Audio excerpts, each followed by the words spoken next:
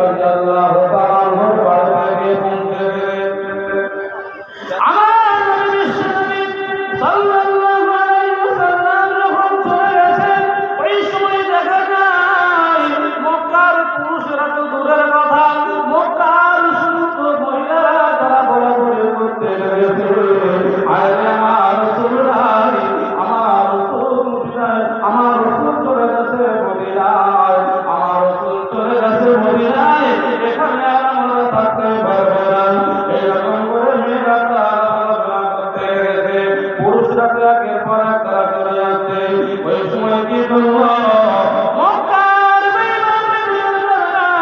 নাস্তিকের দলেরা তারা করলো কিনা, মক্কার বাউন্ডারিটা চতুর্দিকে তারা ভোট লাগিয়ে দিয়েছে, তারা সেখানে গার্ড দিয়ে দিয়েছে, সমস্ত জায়গায় গার্ড দিয়ে দিয়েছে, আর ঘোষণা করে দিয়েছে যে বাইরে থেকে সমস্ত মানুষরা আসবে, এই মক্কার জমিনে প্রবেশ করতে পারবে, কিন্তু না না না, মক্কা থেকে মানুষ অন্য কোথাও তারা যেতে পারবে না, তাদের যেতে দেওয়া হবে না, তাদের যেতে দেওয়া হবে না।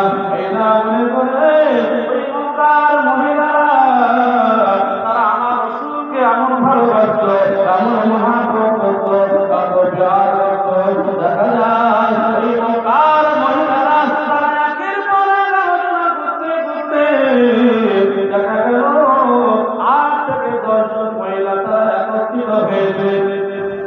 একত্রিত হওয়ার পরে ওই সময় তারা বলতে লেগেছে, আরে রাসূল শূন্য মক্কায় আমাদের আর থাকতে ভালো লাগে না, যেখানে আমাদের রাসূল নাই সেখানে আমরা থাকতে পারবো না।